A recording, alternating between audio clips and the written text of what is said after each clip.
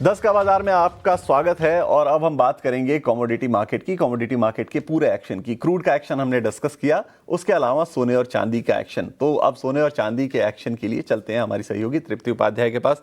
तृप्ति, बताइए overall commodity market में क्या हो रहा है आज? बिल्कुल विकास, तो देखिए आज पूरी तरह से फोकस कच्चे तेल पे रहेगा और देख सकते हैं आप कितनी अच्छी तेजी यहाँ पर दिख रही है। कारण भी सबको पता है कि जिस तरह के वॉर की सिचुएशन और वॉर चल रहा है, अमेरिका और इजराइल ने ईरान पर अटैक किया और उसके बाद एक्सपेक्टेड था कि कच्चा तेल तो ऊपरी स्तरों पर जाएगा और वही तेजी इस वक्त हम देख पा रहे हैं। एमसीएक्स पर आप देख सकते हैं कच्चा तेल यहाँ पर करीब 6.5% से ज्यादा की तेजी है, 6,500 के करीब भाव यहाँ पर पहुंच गया है। वहीं इंटरनेशनल मार्केट की बात करें तो आप देख सकते हैं ब्रेंट यहाँ पर $77 पर कारोबार कर रहा है, यहाँ पर भी करीब 6.5% की तेजी। WTI क्रूड की बात करें तो $71 पर कारोबार कर रहा है, 6.5% से ज्यादा की तेजी के साथ। तो आज पूरी तरह से फोकस कमोडिटीज पर रहने वाला है और उसमें भी हम शुरुआत कर रहे हैं कच्चे तेल के साथ। चलिए, कमोडिटी मार्केट पर खास रणनीति बनाने के लिए हमारे साथ प्रो इंटेलीट्रेड सर्विसेज के दिनेश सोमानी जी भी जुड़ चुके हैं। सोमानी जी, बहुत बहुत स्वागत है आपका 18 हाउस स्वदेश पर। और सबसे पहले आज कच्चे तेल के साथ ही शुरुआत कर लेते हैं। देखिए, हमने बात की थी फ्राइडे के दिन और हम एक्सपेक्ट भी कर रहे थे कि कुछ भी हो सकता है और आपने भी अपने अनुमान बताए थे कि कच्चे तेल में कुछ भी होता है तो यहाँ पर हम बड़ी रैली आने वाले दिनों में देखेंगे और आज देख सकते हैं अच्छी तेजी के साथ कारोबार कर रहा है। इस वक्त निवेशकों को क्या सलाह होगी और इस पूरे मैटर को, पूरे वॉर सिचुएशन को आप किस तरह से एनालिसिस कर रहे हैं? जी बिल्कुल, नमस्कार। और सबसे पहले तो आपको, आपके सारे सहयोगी और सारे दर्शकों को होली की अग्रिम शुभकामनाएं और बधाई। और रही बात क्रूड ऑयल प्राइसेस की, तो हमने निरंतर ये कहा है कि इसका चार्ट स्ट्रक्चर काफी ज्यादा बुलिश है। ये बार बार $63-62 से मूव लेता है और मुझे ऊपर में $74 से $75 के करीब करीब ही लग रहा था। 6400-6500 के लेवल इंडियन मार्केट में लग रहे थे और निश्चित तौर से वैसे ही हुआ। हालांकि फंडामेंटल में कोई बदलाव नहीं है, लेकिन सप्लाई डिस्ट्रक्शन के तहत मुझे लगता है ये 5 से 6% का मूव एकदम अचानक से आया है। बट ये आज के दिन तो भी मुझे लगता है कि ये मूव बरकरार रह सकता है। इंडियन मार्केट एमसेक्स में 6440 6450 इस दरमियान क्रूड में दोबारा एक बार फ्रेश रिन्यूड बाइंग बन के आ सकती है।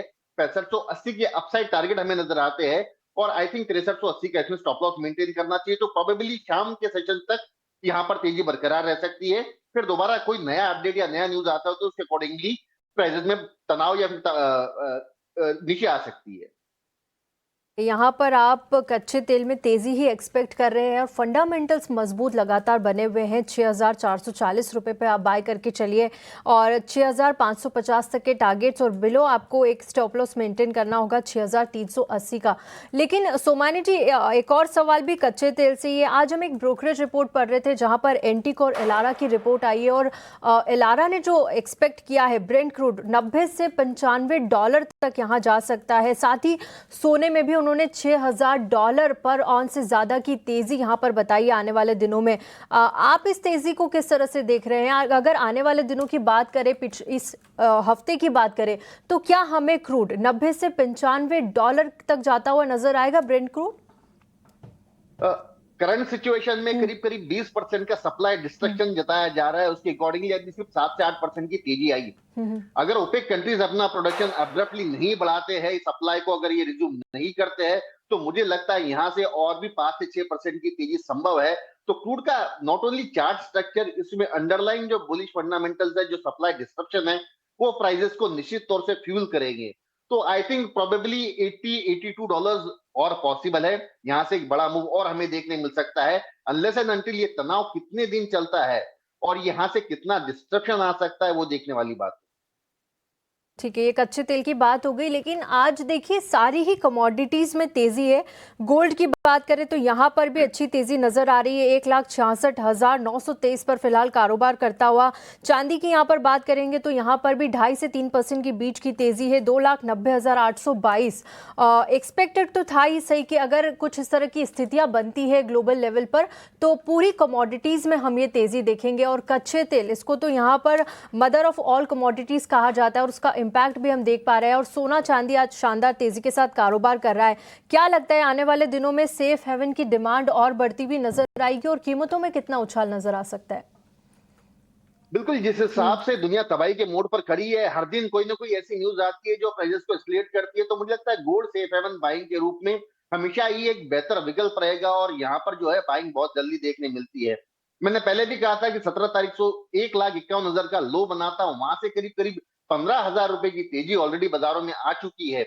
तो ये सबसे सेफ विकल्प है। मुझे लगता है आज भी प्रोबेबली 1,65,500 के दरमियान कहीं गोल्ड मिलता है तो खरीदारी का अवसर रह सकता है। 1,67,500, 1,65,800 का स्टॉप लॉस मेंटेन कर मुझे लगता है 1,68,000 के लेवल्स हमें देखने मिल सकते हैं। इंटरनेशनल मार्केट में मुझे लगता है शाम इवनिंग सेशन तक 5400 के लेवल क्रॉस होने की संभावना लगती है।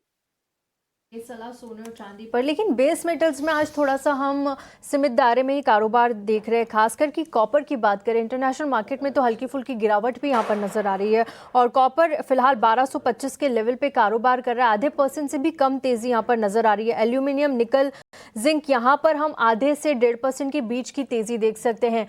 बेस मेटल्स में आज कहाँ नजर रखना चाहिए? और बेस मेटल्स में अगर कॉपर की पर्टिकुलर बात करें तो आज देखिए चांदी में तो तेजी है लेकिन कॉपर नहीं चल रहा है। मोर और लेस मुझे लग रहा था कि 1230 या 1233 ये लेवल प्रोबेबली अपसाइड कॉपर में लग रहे थे, जो प्रीवियस इसका ब्रेकडाउन लेवल है। 1233 का लेवल जैसे ही इसने तोड़ा था, नीचे में 1140 के लेवल्स हमें देखने मिले थे, वहां से एक स्ट्रॉन्ग पुल बैक नजर आया है। Accordingly in line with silver जो इंडस्ट्रियल कमोडिटी है, कॉपर में भी अच्छा खासा मूव देखने मिला है। करीब करीब 70 से 80 रुपए की तेजी आई है। आई थिंक 1233 जो ब्रेकडाउन लेवल है वहां पर दोबारा आता है तो एक शॉर्ट सेल की रणनीति बनानी चाहिए। 1241 का स्टॉप लॉस मेंटेन करके 1215 के लेवल्स डाउनसाइड हमें देखने मिल सकते हैं। तो आई थिंक कॉपर में कहीं ना कहीं एक बार वीकनेस इवनिंग सेशन में हमें देखने मिल सकती है। वीकनेस यहाँ पर आती हुई नजर आएगी, जिसके चलते शॉर्ट की सलाह 1233 के लेवल पे 1215 के टारगेट के लिए और स्टॉप लॉस आपको 1241 का यहाँ पर बना के रखना है। चलिए इसी के साथ कमोडिटी 10 को यहीं समाप्त करेंगे। सोमानी जी, आपका बहुत बहुत शुक्रिया हमारे साथ जुड़ने के लिए और तमाम कमोडिटीज पर अपनी राय रखने के लिए। शुक्रिया सर। Thank you. चलिए इसी के साथ फिलहाल वक्त एक छोटे से ब्रेक का। ब्रेक के बाद जल्द लौटेंगे और रुक करेंगे अपने खास सेगमेंट मार्केट की महारथी का।